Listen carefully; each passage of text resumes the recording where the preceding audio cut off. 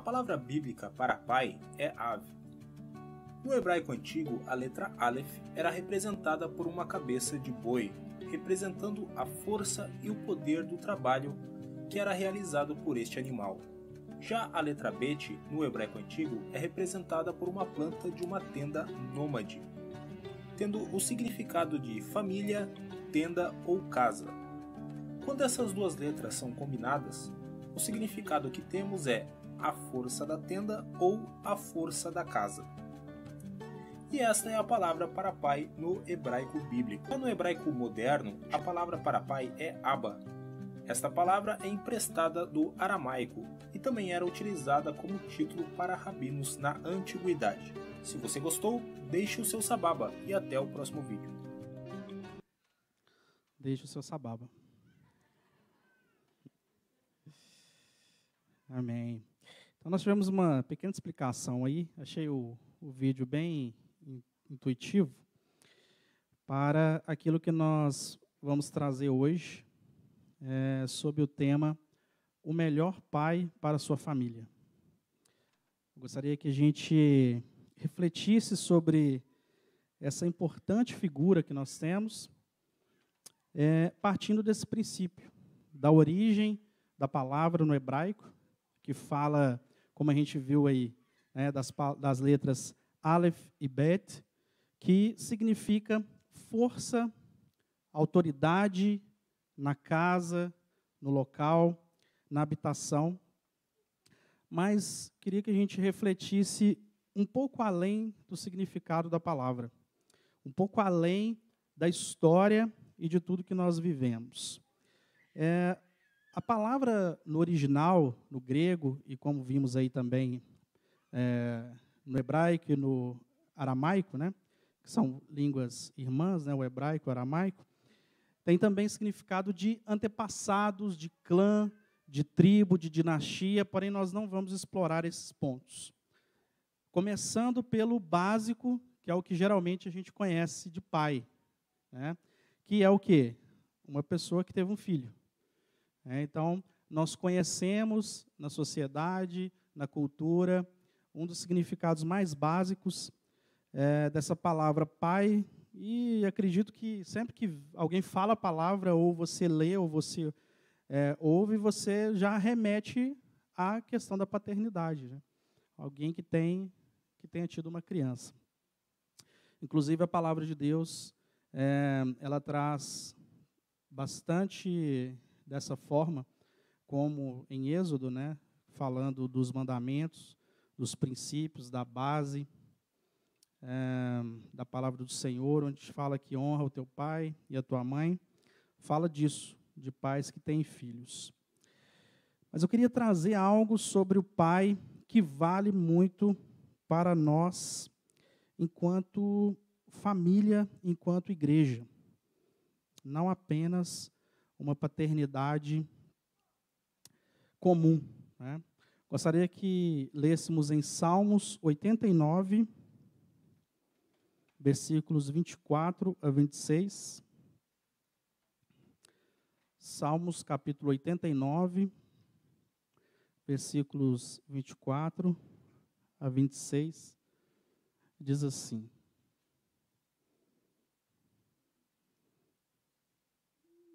Pode acender, por favor, a 4 aqui no meio? Quem quiser acompanhar na Bíblia, fica mais fácil. A 5 também, por favor. Obrigado.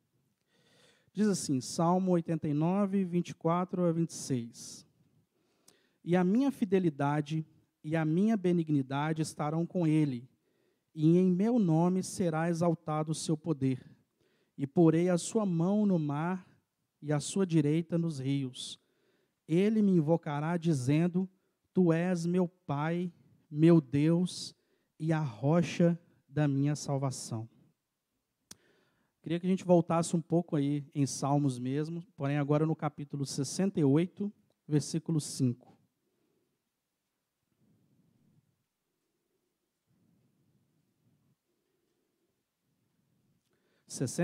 Versículo 5. pai de órfãos e juiz de viúvas. É Deus no seu lugar santo. Pai de órfãos, e na NVI, defensor das viúvas, é Deus em sua santa habitação. Nós vemos aqui que a palavra do Senhor está falando no livro de Salmos sobre uma nuance da paternidade que envolve afeto e proteção. Nós vemos pelo significado da palavra que Aleph e Bet já se remete à autoridade, a uma posição, a um status. Porém, muitas vezes, nós nos prendemos ao status da palavra, à situação, à questão da autoridade, da disciplina, e esquecemos que a paternidade vai além disso.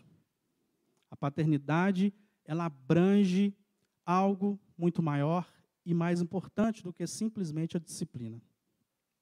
E aqui em Salmos é muito bonito porque Deus, ele nos chama a atenção para a questão do amor, do afeto, do cuidado, no capítulo 89, e também da proteção, né, sendo um protetor para os órfãos. Se é órfão, já perdeu o seu pai terreno, né?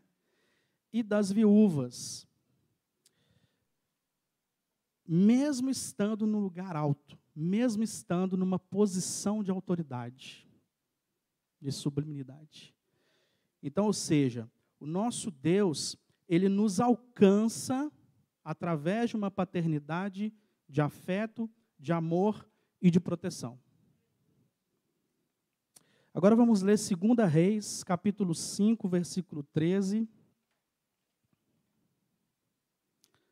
2 Reis, capítulo 5, versículo 13.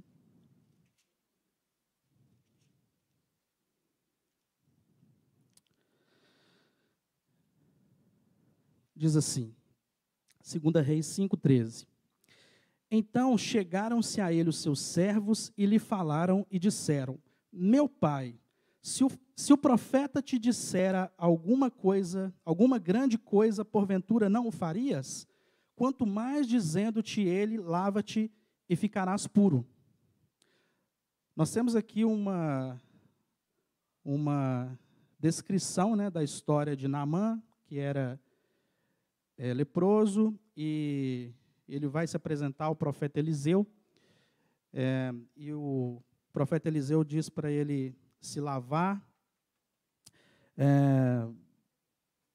no Rio Jordão, e ele, talvez ali no seu momento de orgulho, né, de indignação, né, diz que o profeta poderia ter vindo até mim, né, e digo alguma coisa, feito algum ritual, né, e não me mandar lavar no Rio Jordão. Inclusive, na nossa terra tem rios muito melhores. E o que eu quero chamar a atenção aqui, nós já conhecemos a história, é que os servos de Naamã, eles chegam para ele, né, numa situação ali até difícil, né, para falar com um comandante, né, uma autoridade, mas queria chamar a atenção que eles se referem a Naamã como pai, por causa da autoridade, por causa do poder, da autonomia, né, da posição de Naamã. Então, nós temos na palavra pai também se remetendo e fazendo referência a uma posição de autoridade e não se referindo a Deus, mas a uma pessoa, né, como, por exemplo, o comandante Naamã.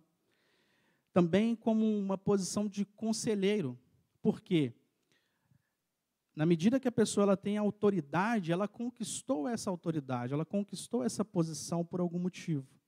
E geralmente a pessoa que está na posição de autoridade, ela tem condição de estar nessa posição. Ela se preparou para estar nessa posição, né? E quando se está na posição de comando, você precisa ter condição de comandar.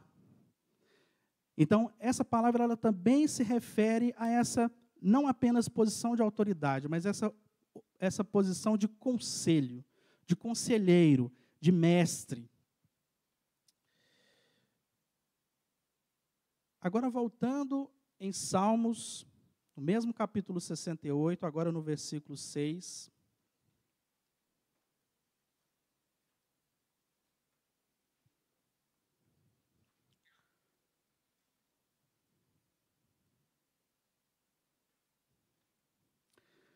Diz assim a palavra do Senhor: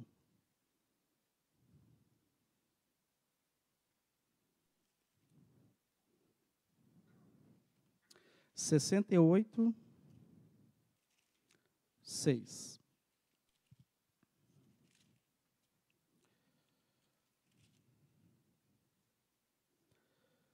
Deus faz que o solitário viva em família. Liberta aqueles que estão presos em grilhões, mas os rebeldes habitam em terra seca. Seja uma família consanguínea, ou seja, de sangue, ou espiritual, Deus tem nos unido em favor de algo. Deus tem nos levado e nos conduzido em um caminho, em um trajeto. E Salmo diz que ele faz com que o solitário habite em família. E quantos de nós aqui já ouvimos e já dissemos que aqui na igreja, na nossa comunidade, nós podemos nos sentir em família, família de Deus. Muitas vezes estamos solitários, perdidos, sem um conselho, sem uma autoridade, sem uma referência. Porém, Deus é aquele que pode fazer com que, quando sozinho, você tenha uma família. Como nós temos aqui. Uma família, ela é importante para suprir essa questão da solidão. É preciso que nós estejamos unidos e entendamos a importância disso. Por isso, o salmista diz sobre Deus agir dessa forma, fazendo com que o solitário viva em família. Mas qual é o meu objetivo ao viver em família, ao constituir uma família, ao estar em família? Como eu disse, por vezes nós temos a família de sangue, nós temos uma família espiritual, como nós temos aqui a igreja, nossa comunidade da fé. Porém, nós precisamos entender que nós temos vivido tempos de famílias que não entendem, ou não vivem, ou não buscam ter o propósito que Deus tem para elas. Porque quando Deus faz com que o solitário viva em família, é com um propósito. Não é simplesmente para ele não se sentir sozinho. Porque, às vezes, suprir a necessidade da solidão é fácil. No mundo, eles tentam fazer isso o tempo todo. Né? São criados grupos, são criadas redes, comunidades, mas não basta que nós tenhamos uma companhia física para que a questão da solidão seja suprida. É importante viver em família, mas uma família que ande na mesma direção.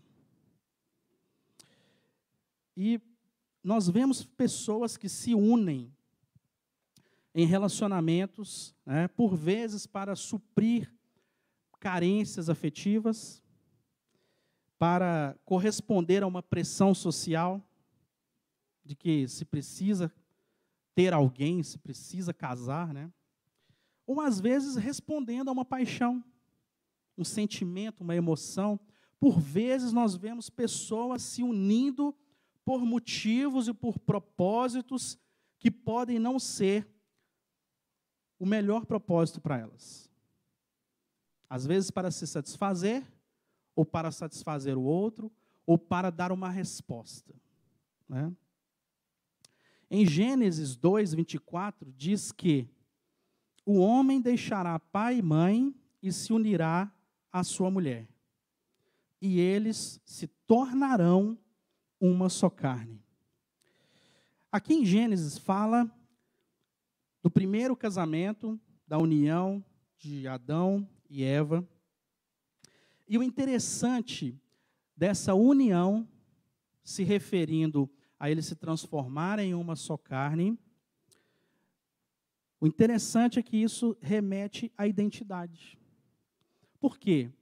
Adão tinha o seu jeito, né? Cuidando da natureza, dos bichos, dando nome para os animais, né?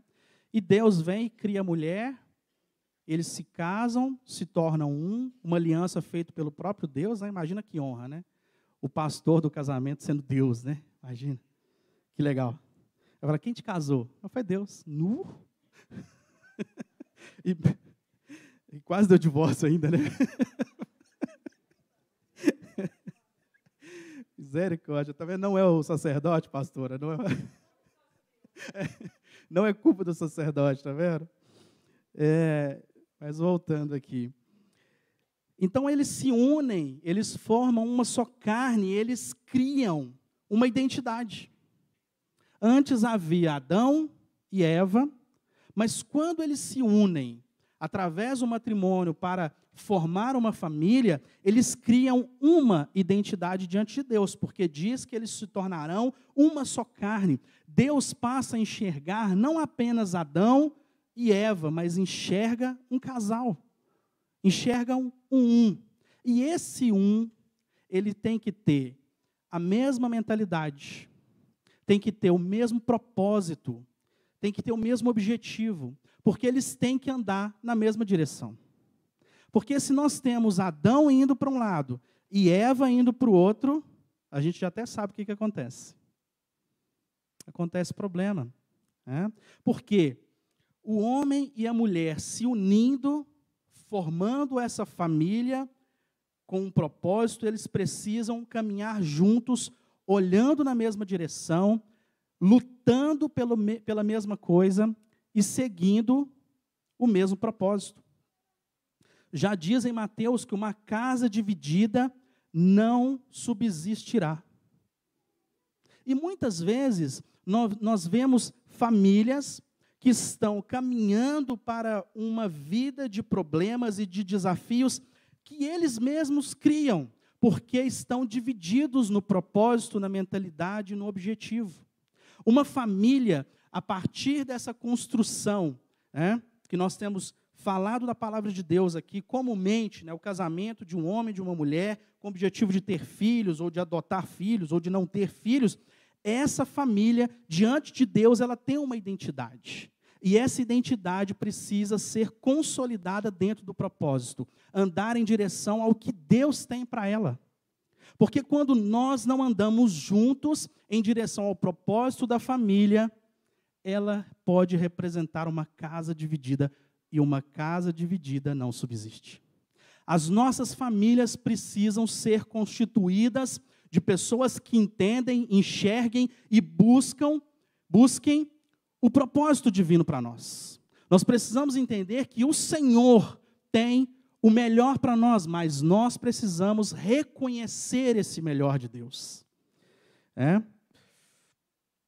E quando nós temos uma família sólida, andando e vivendo na mesma direção, nós colheremos bons frutos disso.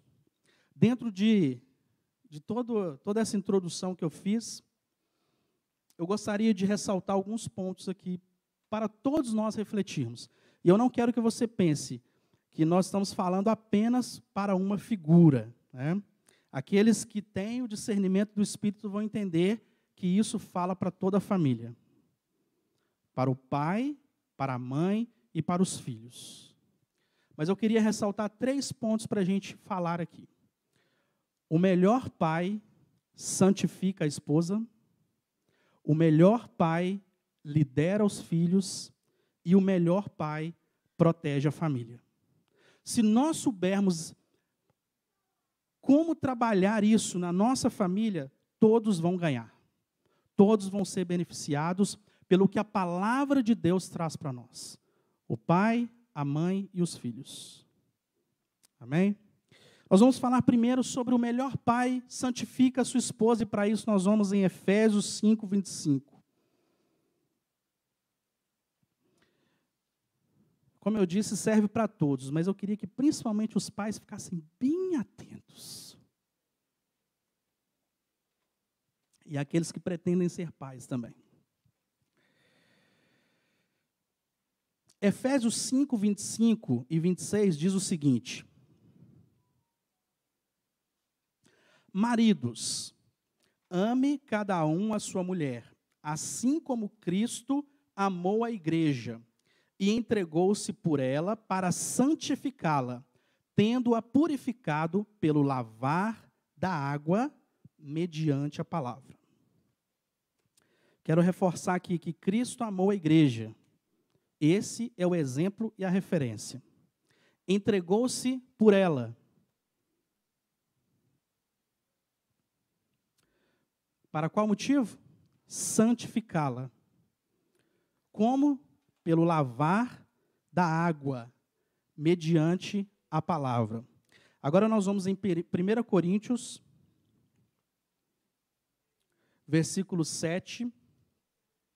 capítulo 7, versículo 14.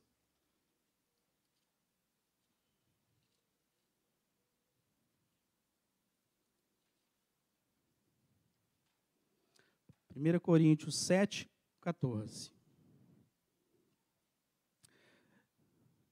Diz assim: pois o marido descrente é santificado por meio da mulher, e a mulher descrente é santificada por meio do marido. Novamente, Paulo chama atenção para algo que nós estamos vivendo no agosto de Deus, amém? Nós estamos falando sobre santificação. Nessa semana nós estávamos trabalhando, a partir de hoje, um novo tema, né? Mas nessa semana nós estamos trabalhando a santificação da família. E nós queremos refletir sobre a questão da santificação um pouco. O que é santificação? Depois de todas as lives, eu espero que vocês saibam. Por favor, senão a pastora Marilene não tem que fazer outra remessa, né, pastora? Não é possível, né?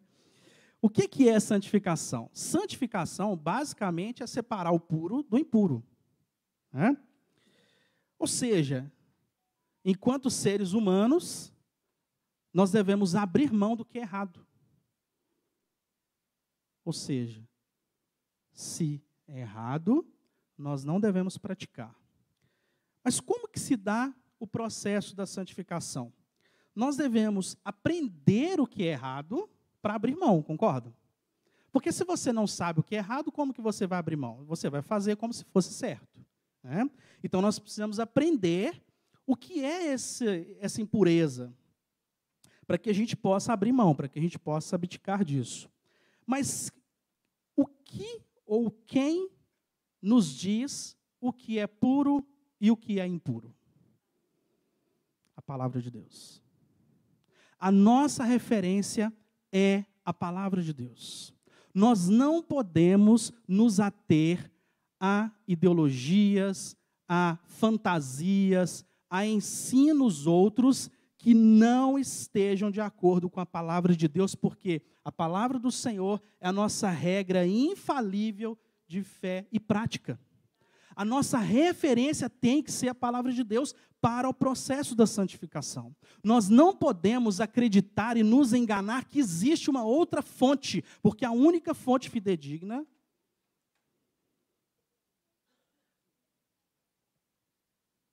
toma minha aguinha. A única fonte fidedigna é a palavra do Senhor. Como diz o Adriano, toma meu remedinho, Adriano. Porque a palavra do Senhor é o que nos diz qual é o caminho da santificação. Como nós vemos em Efésios 5, 26, a purificação vem pelo lavar da água mediante a palavra. Então, é a palavra que indica o caminho de santificação, o caminho correto, o melhor caminho para nós. Nós não podemos nos enganar achando que a sabedoria humana, a nossa própria sabedoria, vai nos conduzir por um bom caminho, porque o bom caminho já está descrito. O melhor caminho é o caminho da obediência ao Senhor. 1 Timóteo também diz que, pois é santificado pela palavra de Deus e pela oração. Então, é um processo que engloba nós entendermos o que é errado e buscarmos do Senhor o auxílio para que possamos nos santificar. Então, a oração, o relacionamento com Deus e com o seu Espírito Santo irá nos conduzir neste processo de mudança. Isso é santificação. É o que nós temos trabalhado durante o mês de agosto, nesses 31 dias de jejum e oração e santificação. Então, é muito importante que, a partir do ensino de Paulo, que diz que o marido santifica a esposa e vice-versa, que essa santificação se dê da forma correta, que é a palavra de Deus. Nós não podemos nos perder nesta responsabilidade.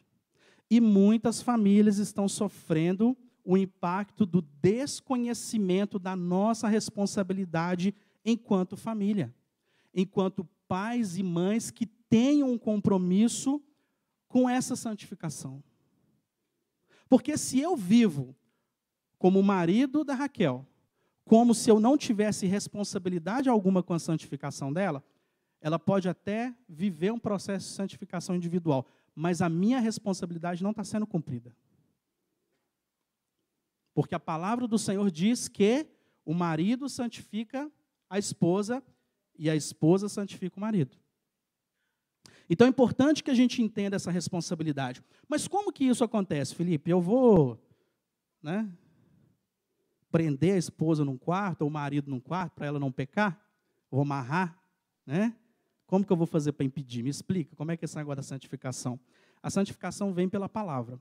A primeira coisa para nós vivermos o processo de santificação é uma santificação em mim.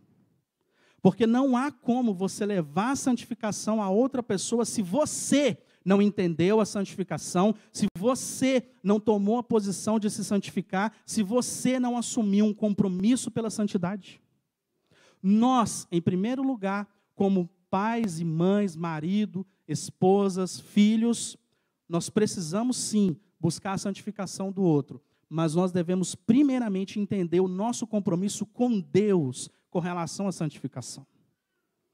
E esse processo de santificação é interessante, porque na medida que ela está acontecendo dentro de mim, com um compromisso vivo com Deus, ele começa a trazer uma mudança também de mentalidade, mas também de atitudes.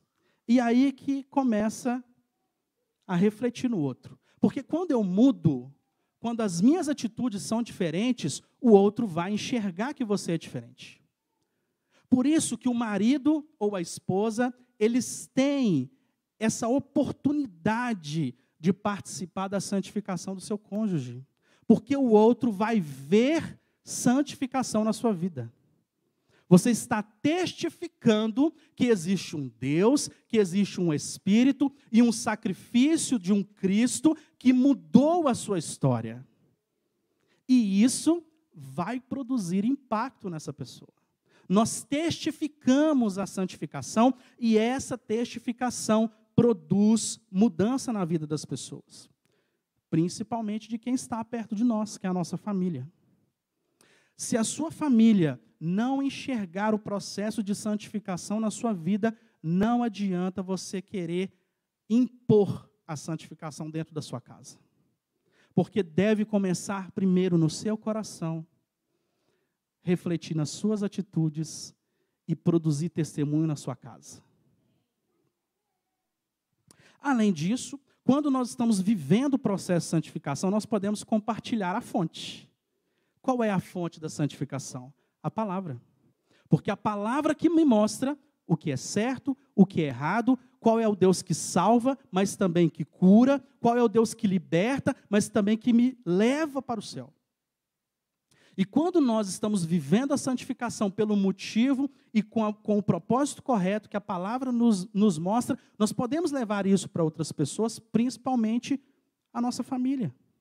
porque nós conhecemos um caminho, nós estamos trilhando esse caminho e nós queremos trazer pessoas conosco. E a nossa família vai entender que a fonte da santificação na sua vida é a palavra de Deus, que é a fonte segura. Então, entre todas as conquistas que você, pai, e eu já falei que não é só para os pais. Então, entre todas as conquistas que você pretende ter na sua vida, uma coisa que eu sugiro para você, que esteja na sua lista de desejos, na sua lista de metas, no seu planejamento estratégico, é que você busque a santificação da sua família. Primeiramente, segundo Paulo, da sua esposa. E vice-versa. A esposa buscar a santificação do marido. Mas isso alcança a sua casa. Isso alcança a sua família. E como eu disse, não é algo que você vai impor. Aqui em casa é diferente. A gente segue a Bíblia. Não, meu irmão, na sua casa vai ser diferente sim, porque as pessoas vão ver que você vive a Bíblia. Quando você viver a palavra, não vai precisar de você impor nada, porque a palavra de Deus, ela produz mudança na minha vida, na vida do meu cônjuge, na vida dos meus filhos, e isso faz a diferença, porque a palavra de Deus tem poder. O poder não está em nós, o poder está na palavra, está no Cristo, está no sangue, está no Espírito, está no Deus Pai. Mas nós precisamos entender que nós precisamos ser essa referência. Como pais, nós precisamos ser referência espiritual na nossa casa. Muitas vezes nós somos referência de várias coisas. Referência de homem trabalhador, referência de homem responsável, referência de homem íntegro. É importante? Sim, com certeza. Mas quem tem sido a referência espiritual da sua casa? Quando nós olhamos para a sua casa, quando a sua família olha para você, quando os seus vizinhos, os seus outros parentes olham para você, o que eles enxergam? Enxergam só um homem que está se matando de trabalhar para sustentar a família? Ou enxerga alguém que é uma referência espiritual, que confia em Deus, independente se tem trabalho, se não tem trabalho, confia em Deus, se está saudável, se está enfermo, confia em Deus, se está tudo bem, confia em Deus, se não está tudo bem, confia em Deus, se você está firme com Deus, a ponto das pessoas enxergarem que você está vivendo um processo de santificação. Outro ponto, o melhor pai lidera os seus filhos. Vamos ler Isaías 38, versículo 19.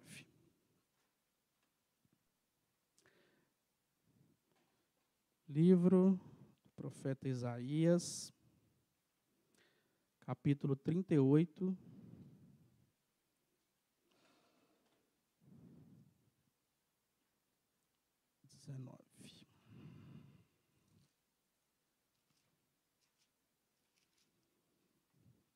diz assim a palavra do Senhor.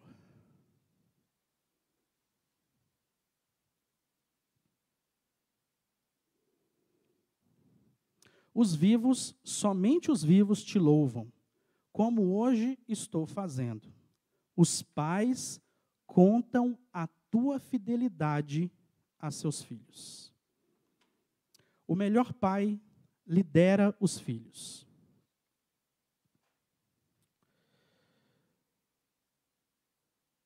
Como diz aqui no livro do profeta Isaías,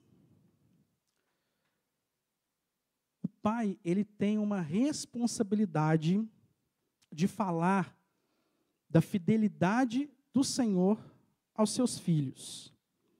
Ou seja, falar da fidelidade do Senhor deve ser um ensino, deve ser algo que os pais devem transmitir.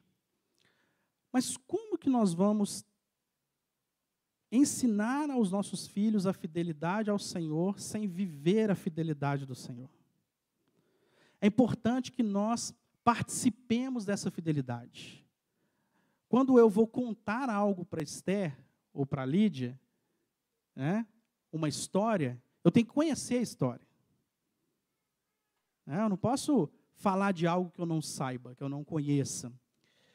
E muitas vezes a gente tem tentado contar histórias para os nossos filhos que nós não conhecemos, ou que nós não vivemos. Quando nós vivemos a fidelidade de Deus, muitas vezes você não vai precisar nem usar as palavras. Porque quando nós provamos dos milagres, os nossos filhos veem os milagres. Quando nós somos fiéis ao Senhor, os nossos filhos veem a nossa fidelidade a Deus. Quando a gente fala que é algo bonito as crianças virem trazer a oferta ao gasofilácio, né? Isso é um ensino. É algo que elas têm que ver os pais fazendo. Não adianta você simplesmente mandar, vai lá entregar a oferta. É preciso que nós, como pais, vivamos uma experiência verdadeira e genuína com Deus, porque os nossos filhos vão participar disso. Quando nós entendermos que a nossa vivência espiritual com Deus impacta os nossos filhos, nós teremos filhos que vão querer provar dessa fidelidade de Deus. Eles vão querer viver isso.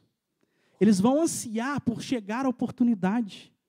Eles vão ter alegria quando eles viverem. E isso vai edificar e fortalecer a fé deles. Porque nós teremos filhos liderados por pais que entenderam a importância do exemplo neste caminho do Senhor. Vamos ler em Gênesis 18, versículo 19.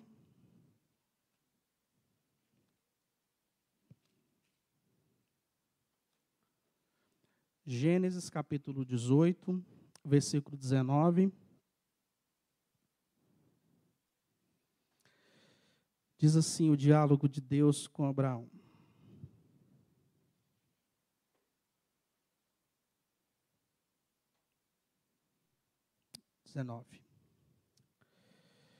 Pois eu o escolhi para que ordene aos seus filhos e aos seus descendentes que se conservem no caminho do Senhor, para agirem com justiça e juízo, para que o Senhor faça vir sobre Abraão o que acerca dele tem falado. E também Deuteronômio 11, 18. Um pouquinho para frente, Deuteronômio 11, 18.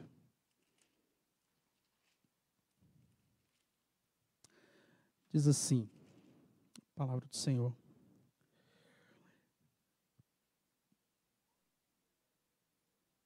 (18 e 19). Ponde, pois, essas minhas palavras no vosso coração e na vossa alma, e atai-as por sinal na vossa mão, para que estejam por testeiras entre os vossos olhos, e ensinai-as a vossos filhos, falando delas, assentado em casa, e andando pelo caminho, e deitando-te e levantando-te. Ou seja, nós temos um compromisso com Deus de ensinar os nossos filhos a palavra do Senhor. Nós temos o compromisso de trilhar um caminho. Aqui em Deuteronômio diz, andando pelo caminho, em casa, ao deitar, ao levantar. Isso significa continuidade. Isso significa que durante a caminhada, durante a sua vida, você ande com seus filhos ensinando a palavra do Senhor, para que eles entendam o que é justo, o que é certo e qual é a vontade do Senhor. E como nós vamos ensinar aos nossos filhos aquilo que nós não aprendemos? Então é importante que nós assumamos um compromisso, meus irmãos, de aprender. E não tem faltado ensino nessa igreja. Nós temos o apoio da igreja. A igreja não substitui o seu estudo, mas a igreja apoia. Nós temos aqui classes, o Discípulos, o Teologar, o Descubra, as células, os cultos, né? Nós temos várias formas que pode servir como ferramenta para você aprender a palavra do Senhor. Mas isso tem que ser um compromisso seu com Deus. Você precisa entender que para ensinar os seus filhos, para conduzir a sua família a uma liderança, através de uma liderança espiritual, você precisa aprender a palavra do Senhor. Você precisa estudar, você precisa ler a Bíblia, você precisa ter um relacionamento com o Pai, orando, se santificando, buscando, encontrando o Senhor, porque quando nós encontramos o Senhor, a nossa família está ao lado, encontrando o mesmo Deus, e nós estamos ensinando, andando com eles pelo caminho, em casa, ao deitar, ao levantar. Então, durante a caminhada, nós estamos vivendo algo com Deus e os nossos filhos estão sendo liderados por pais que estudam e aprendem a palavra da verdade. Nós não podemos nos isentar dessa responsabilidade. Eu estou lendo a palavra do Senhor. Nós somos responsáveis por ensinar, por conduzir, por estar junto. Geralmente a paternidade, ela é associada à disciplina. E realmente a palavra do Senhor chama a atenção sobre essa questão. Efésios 6:4. Efésios 6:4 diz o seguinte: Pais, não irritem seus filhos, antes criem-nos segundo a instrução e o conselho do Senhor. Essa versão está muito light. Vou ler a versão raiz aqui, sem ser Nutella.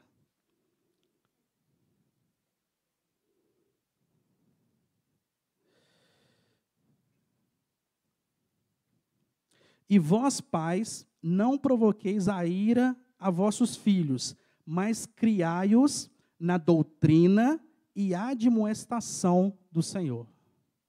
Admoestação é o quê? Correção. Doutrina é o quê? Disciplina. Então, realmente, existe um compromisso dos pais com os filhos dentro de uma correção, de uma exortação, de uma disciplina. Qual que é o problema disso? Como a gente viu no início, na introdução, a palavra pai, ela já remete à autoridade. Em si, você já tem autoridade como pai. Você não precisa impor a sua autoridade. Quando nós não entendemos que a disciplina, ela deve ser propagada com amor e com propósito, nós corremos o risco de tentar impor a nossa autoridade. Então, quando nós temos que liderar os nossos filhos através da disciplina, essa disciplina ela deve ser feita e realizada sem raiva. Ela deve ser realizada sem violência. Ela deve ser executada com amor. Não é abrir mão da disciplina. Paulo está chamando a atenção que nós devemos, sim, criar os nossos filhos na doutrina e admoestação. Mas essa disciplina, essa doutrina, ela deve ser carregada com amor. Por quê? A disciplina, quando ela é carregada de violência, ela não está servindo ao propósito do Senhor. Porque o nosso Deus é um Deus que corrige a quem Ele ama. Então, a sua disciplina com seus filhos, ela deve andar dentro do propósito de Deus, que é o amor. Então, nós devemos ter muito cuidado, porque nós já fomos investidos de autoridade, você não precisa tomar por força e violência. Nós já temos autoridade. A questão é se nós sabemos lidar com os nossos filhos dentro da autoridade que nós temos, com sabedoria. Provérbios 15, versículo 5.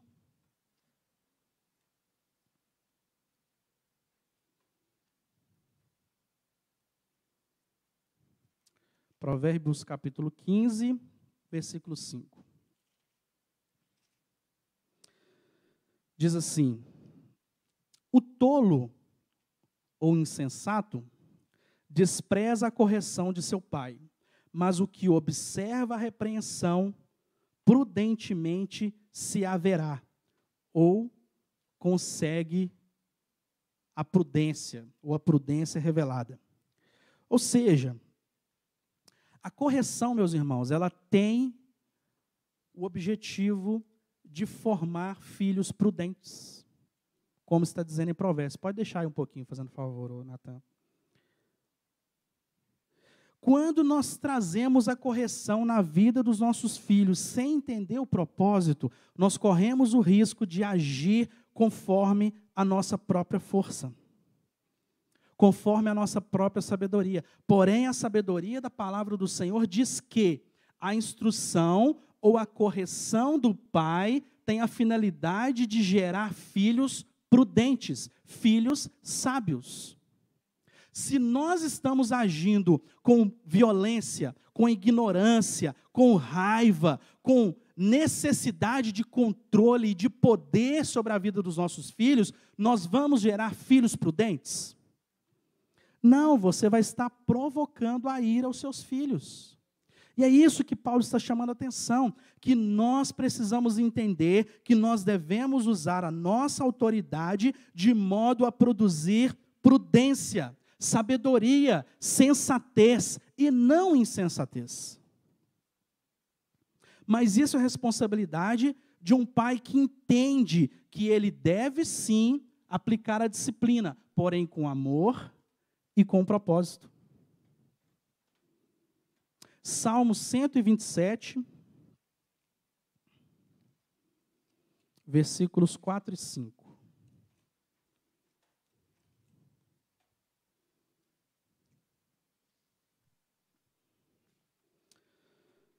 Diz assim: como flechas na mão do valente, assim são os filhos da mocidade. Bem-aventurado o homem que enche deles a sua aljava, não serão confundidos quando falarem com seus inimigos à porta. Esse salmo é, inclusive, referência de um livro que eu estou lendo com a minha esposa, Como Flechas, do Luciano Subirá. Muito bom. E essa passagem é bastante interessante, porque o arqueiro que usa as flechas, né, com o objetivo de alcançar um alvo, ele precisa, em determinado momento, guardar as flechas na aljava, que é o recipiente que se guarda as flechas, que inclusive é o que está dizendo aqui no versículo 5. E o livro, inclusive, fala sobre isso, que mais do que disciplina, um pai deve aprender a preparar os seus filhos, como uma flecha guardada na aljava. Porque o arqueiro, enquanto ele está andando, as flechas estão guardadas. Elas estão curando, enfim. Tem todo um processo de preparação da flecha. E quando nós entendemos que os nossos filhos, como diz a alusão aqui do Salmo 127, são flechas, e nós somos os arqueiros, nós entendemos que existe um momento de preparação da flecha, mas existe um momento de atirar a flecha. Quando você vai atirar a flecha, você precisa saber qual é o alvo.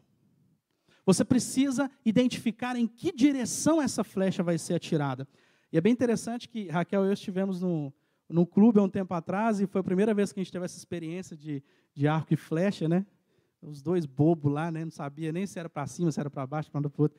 E o cara lá tentando explicar, e por fim a paciência do cara já não estava lá, essas coisas. Mas enfim, o interessante é que você, quando vive essas coisas, você percebe que Tem toda uma técnica, né? Tem toda uma preparação, tem a força, a direção, como segurar a flecha, como segurar o arco, e a posição e tal. E a alusão feita aqui do Salmo 127 é interessante porque os filhos, eles são como flechas, e a flecha, ela não escolhe a direção, mas o arqueiro escolhe.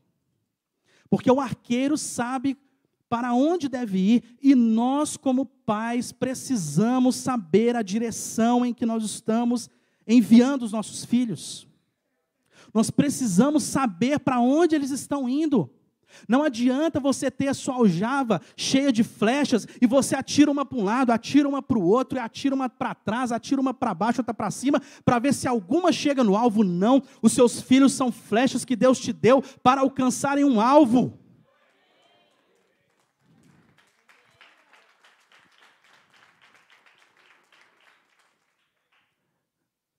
Não é tentar para ver se dá certo.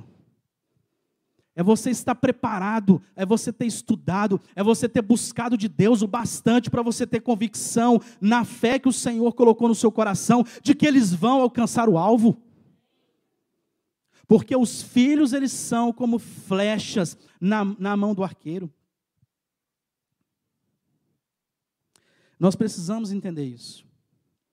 Então, tem toda uma forma de lidar com a flecha. Às vezes nós lidamos com os nossos filhos, meus irmãos, e eu me incluo, eu costumo falar, eu sou igreja quando eu estou aqui no púlpito. Eu sou parte da igreja, o Senhor, quando fala com vocês, Ele fala comigo também. Quando Ele puxa a orelha de lá, Ele puxa de cá também. Nós precisamos entender que os nossos filhos, existe um momento de disciplinar, mas existe um momento de acolher. Existe um momento de encorajar. Existe um momento de você demonstrar que eles são preciosos nas mãos do Senhor.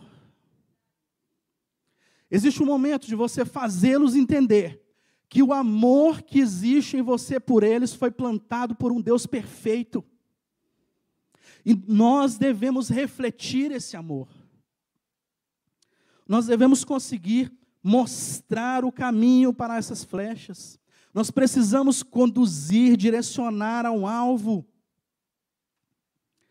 E os nossos filhos, eles serão levados pelo Senhor depois que você atirar. Você precisa crer que quando você preparou, quando você armou e quando você atirou, a partir desse momento já não é com você mais. A partir desse momento, você tem que ter convicção que você fez o que foi preciso, mas existe uma responsabilidade que não é sua, que é do Espírito, que é do Senhor, e o seu papel é confiar. Nós precisamos aprender a confiar no Senhor. Não adianta você querer manter a flecha na aljava o resto da vida. Porque enquanto ela estiver na aljava, está no seu controle. Mas quando você atira, está no controle do Senhor. E tem um momento de preparar, mas tem um momento de atirar. Então não tenha medo, se prepare e prepare o seu filho para o momento que você lançar, ele alcance o alvo.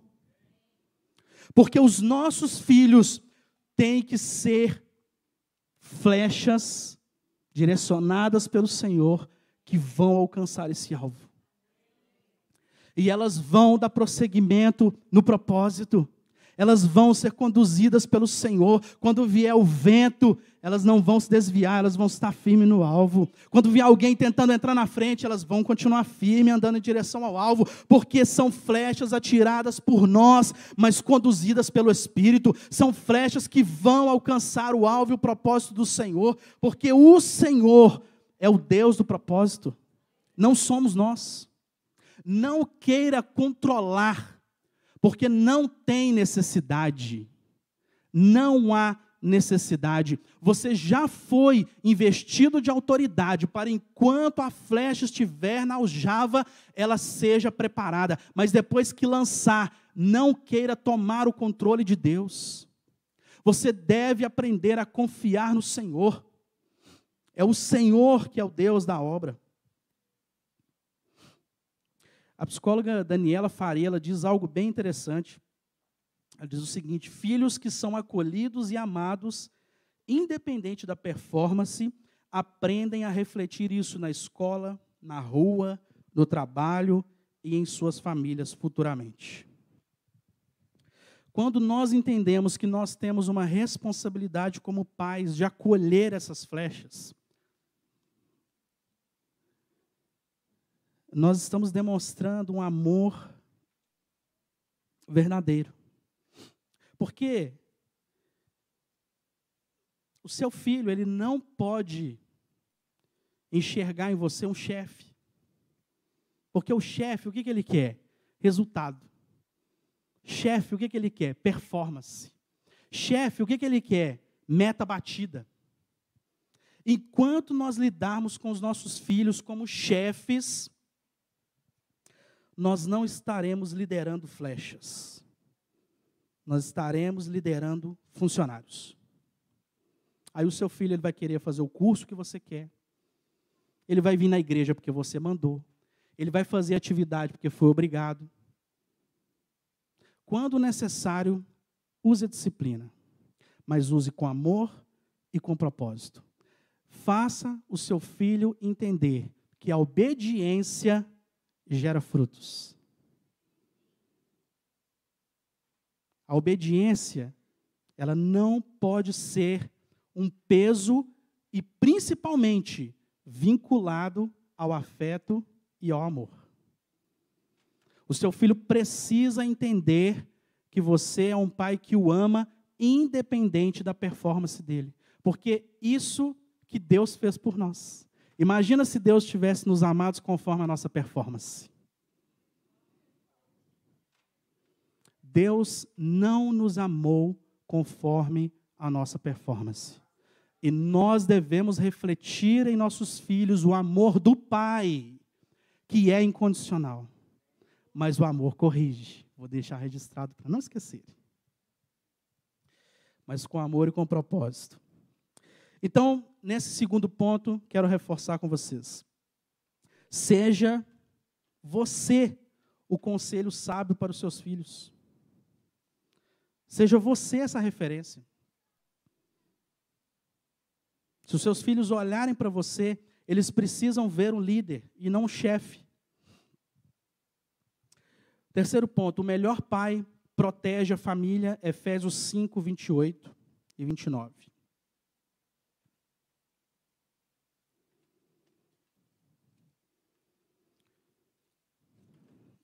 Efésios 5, 28 e 29.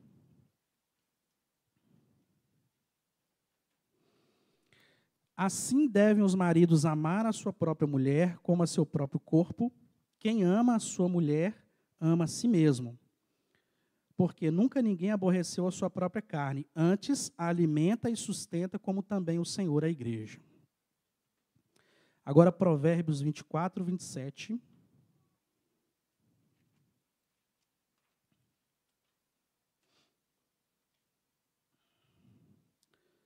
Provérbios 24, 27. Diz assim: prepara fora a tua obra e apronta-a no campo, e então edifica a tua casa. O melhor pai, ele protege a sua família como? Provendo sustento.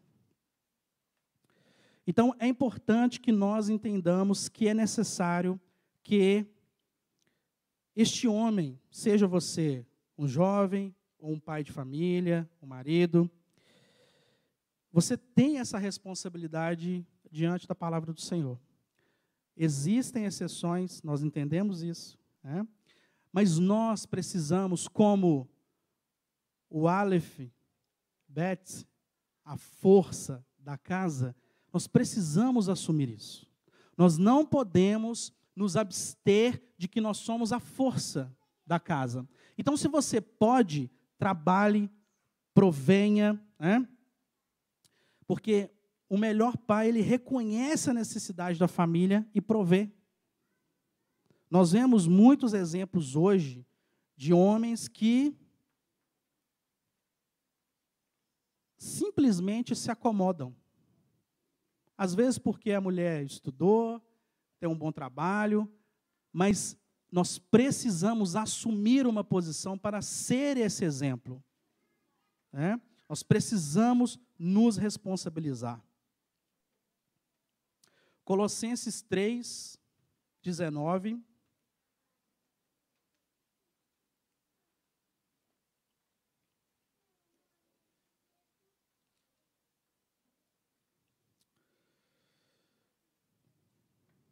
Diz assim: vós, maridos, amai as vossas mulheres e não as trateis asperamente. Outro tipo de proteção. O melhor pai, ele protege a família de si mesmo. Por quê? Não é porque você tem um temperamento colérico que você tem o direito de explodir dentro de casa. Que você tem o direito de ser agressivo, violento com seus filhos, com a sua esposa. Porque Paulo está falando aos Colossenses que você não deve tratar asperamente, com ignorância. Ou seja, se ele está aconselhando é porque isso acontece. Né? Então, nós, como cristãos, precisamos entender que não adianta justificar os nossos erros com uma natureza caída.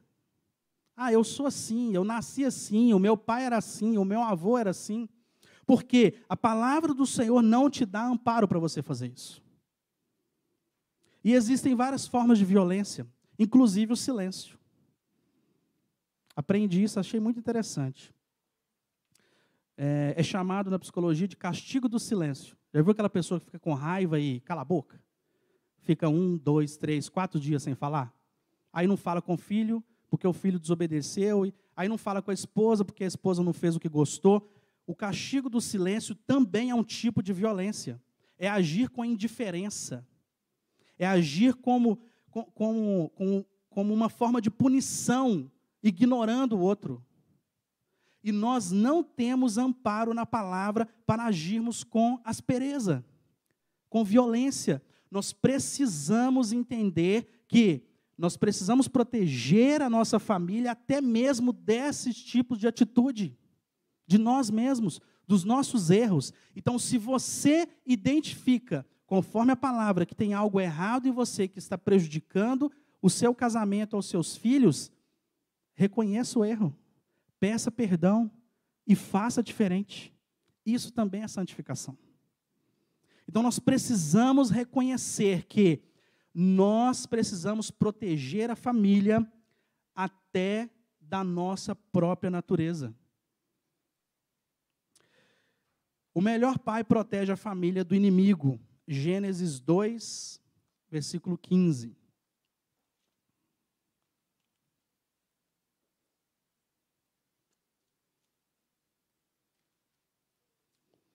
Gênesis 2,15 diz assim: o Senhor Deus colocou o homem no jardim do Éden para cuidar dele e cultivá-lo. Em outra versão diz, para o lavrar e guardar. Uma das primeiras responsabilidades de Adão foi zelar pelo jardim. Zelar e guardar o lugar da habitação da sua família e da sua família. E hoje, meus irmãos, a gente tem a necessidade de uma proteção que vai além da proteção física. Que, inclusive, não foi o grande problema de Adão, né? O problema dele foi de ordem espiritual através da serpente. E muitas vezes o homem, o pai, o líder, né? Ele não reconhece os perigos que assolam a sua casa, a sua família. E são muitos. Como Paulo diz, a nossa luta não é contra carne e nem sangue, mas contra os principados. Só que esses principados, eles podem vir de maneiras bem físicas. Ou seja, o que está entrando dentro da sua casa? O que os seus filhos estão ouvindo? O que a sua esposa está assistindo? O que você está assistindo e ouvindo? Porque o melhor pai protege a família do inimigo. E nós precisamos ter o discernimento para guardar a nossa família do nosso inimigo, que está tentando destruir a nossa família. E como que nós fazemos isso? Intercedendo e vigiando. Não abra mão de conhecer os seus filhos. Ore, interceda, mas sente com eles. Converse. Converse com a sua esposa. Converse com seu marido. Porque quando nós entendermos que nós andamos na mesma direção, em direção ao mesmo propósito, estamos juntos, vencendo os desafios no nome do Senhor, mas juntos. Então nós precisamos cobrir a nossa família de oração, de intercessão, mas nós precisamos protegê-la também do nosso inimigo. Nós precisamos deixar de ser o pai que manda para ser um pai que serve espiritualmente. Porque, como eu disse, você já foi investido de autoridade, você não precisa brigar por isso. Agora, o que nós precisamos fazer é exercer a autoridade com sabedoria, com discernimento, com amor, com visão de propósito, porque a nossa família será conduzida por melhores pais, seguindo o melhor exemplo. Para encerrar, gostaria de ler Mateus 7. Mateus capítulo 7, versículo 9 a 11.